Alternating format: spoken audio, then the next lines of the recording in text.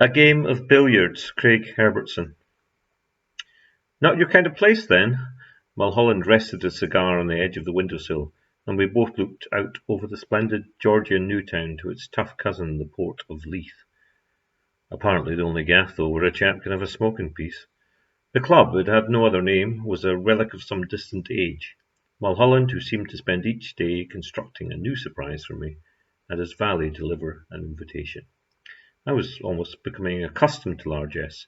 The formal hallway with its grand front entrance led to a short lobby.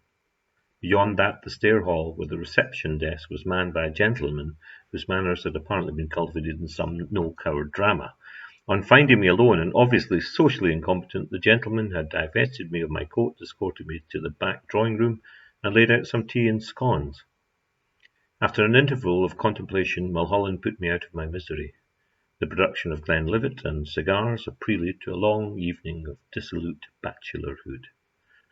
"Fancy a game of billiards?" said Mulholland. "The table's just been revamped."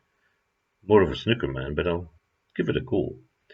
"Don't think my one eye will give you any advantage." Mulholland tipped his eye patch. "Billiards, like chess, is the sport of kings, and depends as much on strategic genius as aerobic skill. We're on the third game, and the third Glenlivet. Mulholland had pasted me in the first two contests, but this last had become a bit more of a tussle. A thing Mulholland seemed to relish. He paused for a second and chalked his cue. "My grandfather was a sergeant out in India in the First World War," he said, with a grin. "Told me a bit of a tale about billiards." I smiled. Mulholland knew my profession. Since our meeting at the school reunion, he had supplied me with a fair number of suitable shockers. "Seems," said Mulholland, stretching across the table, "there were two officers vying for the same lady. This was in the days when holding hands with the fair sex was a major erotic triumph.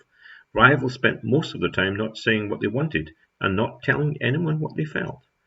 Well, I'm not sure you would know, but the Indian campaign was fairly much polo, evening concerts, curry, and, of course, billiards. Everyone had a manservant and a superiority complex the size of a house. Captain Petronius was no exception. In fact, he was the par exemplar of the jumped-up ass who would later slaughter his men at Gallipoli. But, of course, not all the officers were such buffoons, particularly those who had just seen a bit of action at the Somme." Mulholland struck the white ball. Like a ballet dancer, it glanced off the red, and both balls came back neatly to rest on the baulk cushion.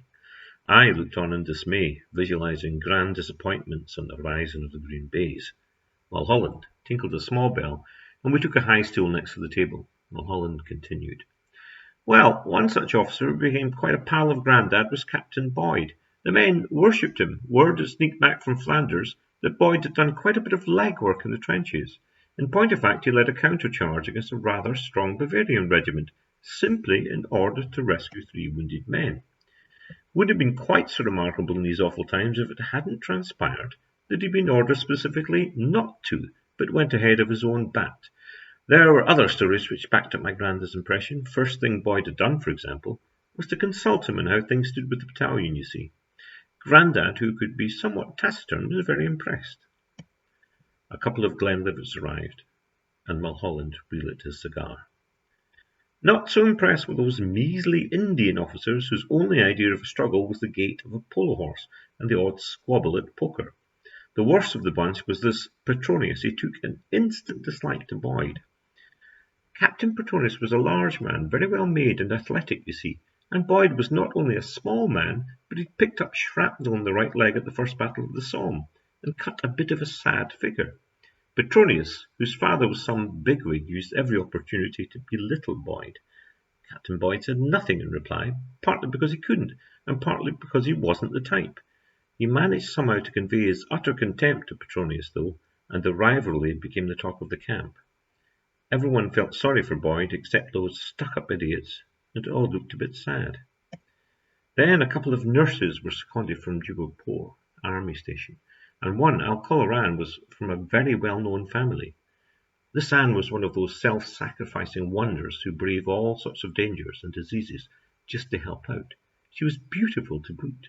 You won't be surprised to hear that the entire camp, man and boy, couldn't sleep from dreaming rather fanciful dreams about her, or that both Captain Petronius and Boyd fell instantly in love with the girl.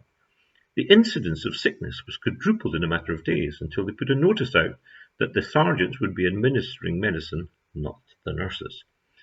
Of course, what with circumstances being what they were, and the girl being what she was, she fell in love with Boyd. Apparently she couldn't bear the pompous and arrogant Petronius, but of course he wouldn't have that. Petronius had everything on his side: money, looks, family, but he didn't have decency, and that, of course, is what she was after. To cut a long story short, Petronius took the huff. He made life a misery for Boyd, cut him at every opportunity, got his cronies to do the same.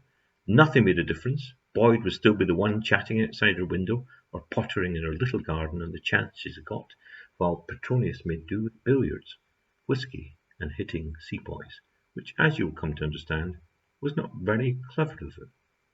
You see, what Petronius hadn't quite grasped is that there were a fair number of the Indian Corps amidst the native contingent. They were just servants and coolies to him, but there were some damn brave men among them, and class and creed aside, these men had seen action in the front line.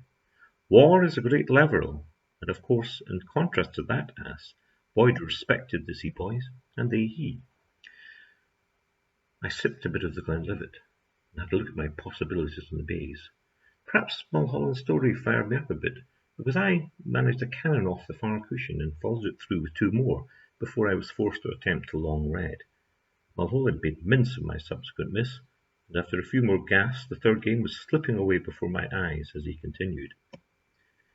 Anne's birthday came up, and all went in a bit mad crew. Her father, a doctor, had wangled a trip over with his wife, and the meal seemed to consist of mother, father, Anne, and Boyd. In those days, as you well know, a sure recipe for wedding bells. Petronius couldn't bear this. Shortly afterward, there was an appalling incident in the billiard room. No one could quite get to the bottom of it. Petronius had somehow managed to insinuate into the higher echelons that Boyd was playing about with the Indian boys, a thing so far from the truth that it probably wouldn't have borne weight even with those donkeys at Staff HQ. In any case, it was honour or bust for Boyd. It started with an open challenge at billiards. Boyd, of course, had been virtually excluded from the billiard room, and was at a complete disadvantage. That was where Petronius and all his cronies held out. Petronius was a dab hand at the game, and of course no one knew if Boyd could even play. Well, he could. The game, so everyone knew, was simply a warm-up for the fisticuffs to come, but even so, Boyd apparently played like the devil, and trounced Petronius. The arrogant ass snapped, and there was a brutal altercation. In short, he beat Boyd senseless, and managed to convey the impression that the injuries were all a bit of bad luck. One of Petronius's sidekicks took the blame for the blows to keep Petronius's name out of it. Boyd's leg was broken, and a rib crushed, supposedly in an accidental fall. Officer and a gentleman, he never blamed Petronius, but he didn't survive the summer. The girl went shortly after him, diphtheria or something of the sort, but of course they all said it was a broken heart. Mulholland made an uncharacteristic miss. I capitalized on opportunity and fired a string of remarkable shots. If I could just touch the white, I might have an in-off in the side pocket and an easy red. Think I might have you here, Mulholland. I raised my Glenlivet in a toast, and Mulholland smiled wryly. I raised my cue. It's a horrible story, but not horrific, if you know what I mean. Yes, I know what you mean. I find these tales of snobbery and misplaced authority most horrific, but I suppose your readership might fall for the closing incidents. I paused mid-shot. And these closing incidents? Well, Petronius kept quiet for a bit. He was upset when the girl fell ill. He waited what he thought was a decent interval, and then kept pressing his suit like the fool he was. Some say that's why the girl succumbed so quickly.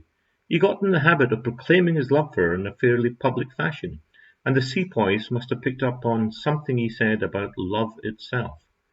Yes, Mulholland? Well, one night they found Captain Petronius laid out on the billiard table, the baize no longer green, but stained with blood and gore. There had been a bit of a struggle, and his hands and feet were bound to the pockets of the table. Dead? No, he wasn't dead, Mulholland said soberly, but no one quite knows how they managed to insert the red and the white billiard ball where his eyes had been. I fluffed the shot. It looked like the third game was about to go the way of the other two.